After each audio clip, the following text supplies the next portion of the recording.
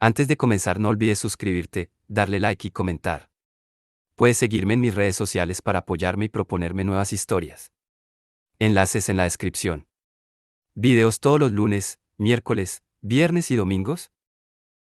Percy Jackson y los héroes del Olimpo. La sangre del Olimpo.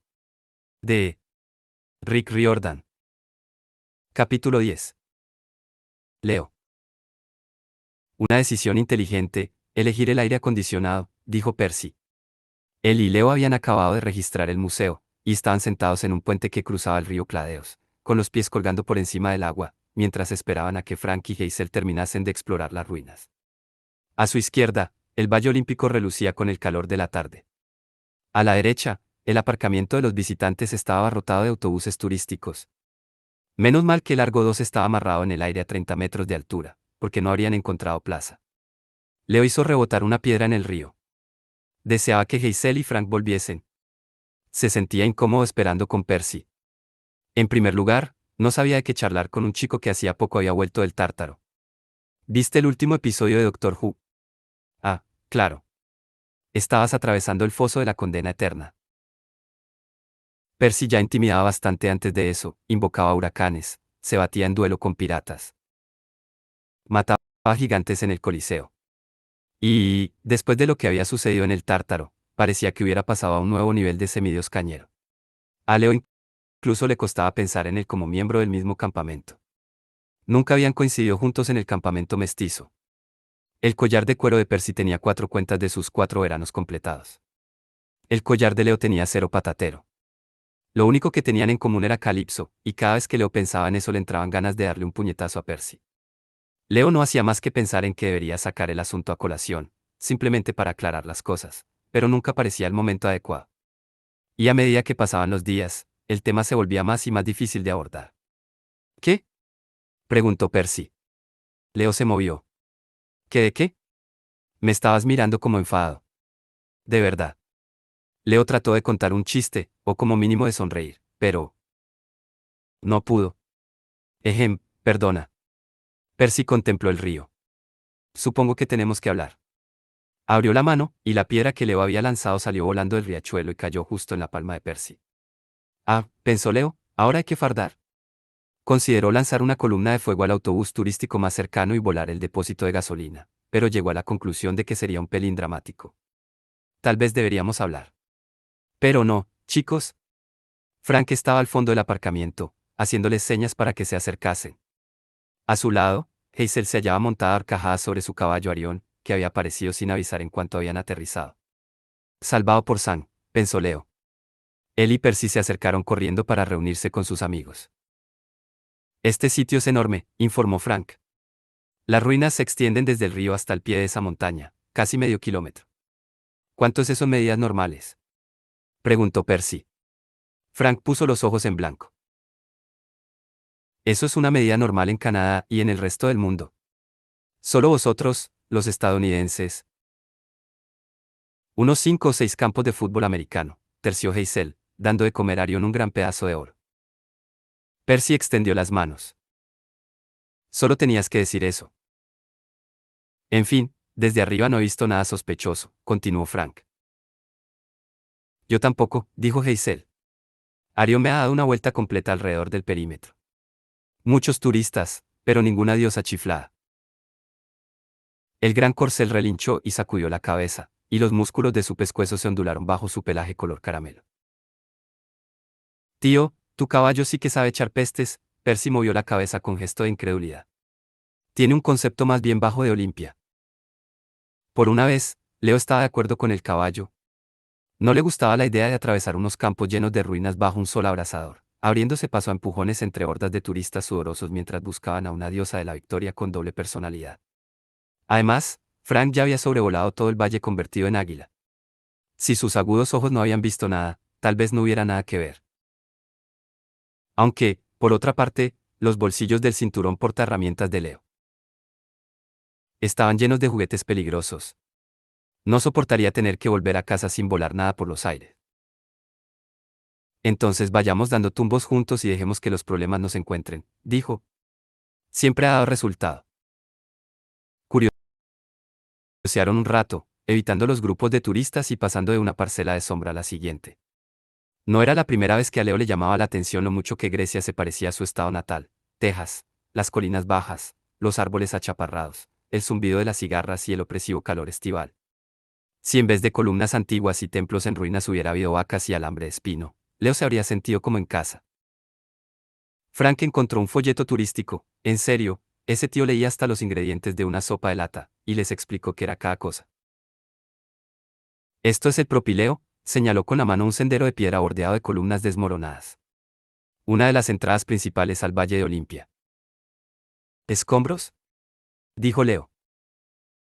Y allí, Frank apuntó con el dedo una base cuadrada que parecía el patio de un restaurante mexicano. Está el templo de Hera, una de las construcciones más antiguas del lugar. Más escombros. Dijo Leo. Y esa cosa redonda que parece un kiosco de música es el Filipeón, dedicado a Filipo de Macedonia. Más escombros todavía. Escombros de primera. Hazel, que seguía montada en Arión, dio una patada a Leo en el brazo. ¿No te impresiona nada? Leo alzó la vista. Su cabello castaño rizado y sus ojos color oro combinaban tan bien con el casco y la espada que podrían haber sido de oro imperial.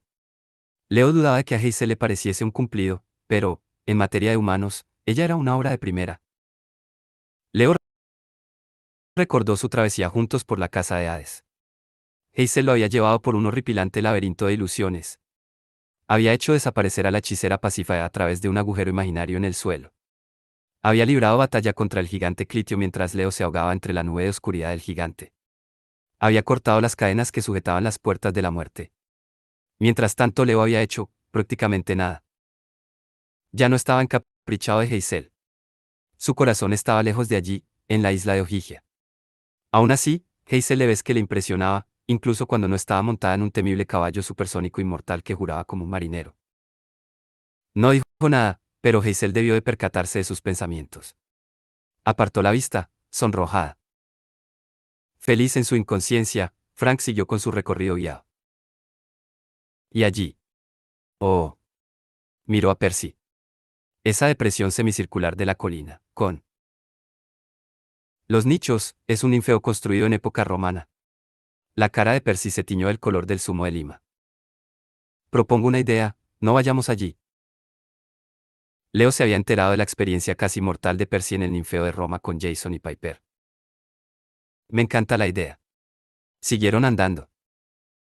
De vez en cuando Leo se llevaba las manos al cinturón portaherramientas. Desde que los Cercopes se lo habían robado en Bolonia, temía que se lo arrebataran otra vez, aunque dudaba que hubiera un monstruo al que se le diera también robar como a esos enanos. Se preguntaba qué tal les iría a los pequeños monos traviesos. Esperaba que siguieran divirtiéndose molestando a los romanos, robando montones de mecheros brillantes y haciendo que a los legionarios se les cayesen los pantalones. Esto es el Pelopión, dijo Frank, señalando otro fascinante montón de piedras. Venga ya, San, dijo Leo. Pelopión, ni siquiera es una palabra. Que era, un sitio sagrado para cortarse el pelo. Frank puso cara de ofendido. Es el lugar de sepultura de Pélope. Esta parte de Grecia, el Peloponeso, se llama así por él. Leo resistió el impulso de lanzarle una granada a la cara. Supongo que debería saber quién es Pélope. Fue un príncipe que ganó a su esposa en una carrera de carros. Supuestamente creó los Juegos Olímpicos en honor a ese episodio. Hazel hizo una mueca despectiva arrugando la nariz. ¡Qué romántico! Bonita esposa, príncipe Pélope. Gracias. La gané en una carrera de carros. Leo no veía que les iba a servir eso para encontrar a la diosa de la victoria.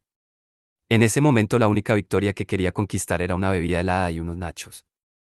Aún así, cuanto más se adentraban en las ruinas, más inquieto se sentía.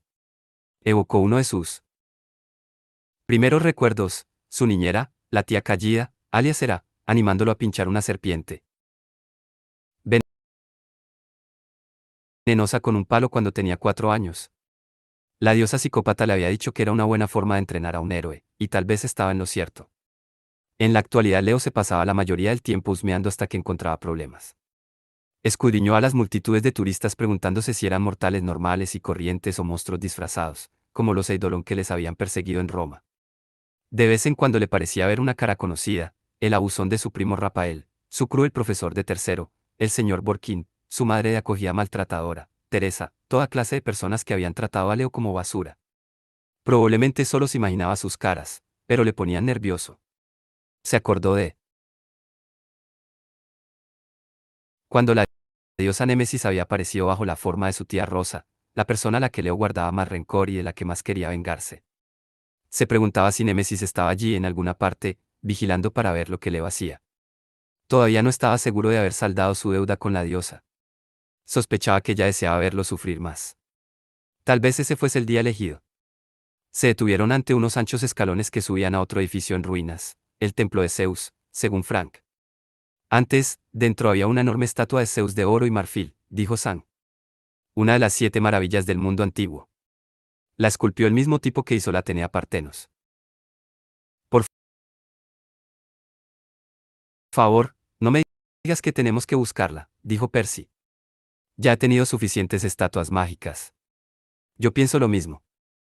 Hazel acarició el flanco de Arión, pues el corcel se estaba poniendo nervioso. Leo también tenía ganas de relinchar y piafar. Tenía calor, estaba inquieto y se moría de hambre. Se sentía como si hubieran pinchado a la serpiente venenosa todo lo que podían, y la serpiente estuviera a punto de contraatacar. Quería dar el día por terminado y volver al barco antes de que eso ocurriera. Lamentablemente, cuando Frank mencionó el templo de Zeus y la estatua, el cerebro de Leo estableció una conexión entre las dos cosas. A pesar suyo, la compartió con sus compañeros.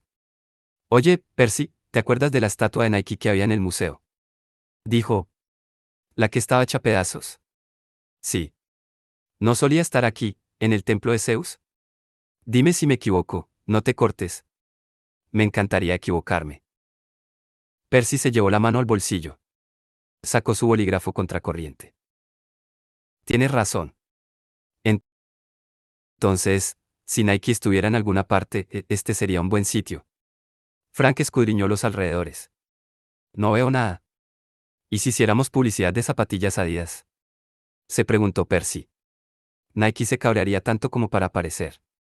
Leo sonrió con nerviosismo. Tal vez él y Percy compartiesen algo más, un estúpido sentido del humor. Sí, seguro que va en contra del acuerdo de patrocinio. Esas no son las zapatillas oficiales de los Juegos Olímpicos. Preparaos para morir. Hazel puso los ojos en blanco.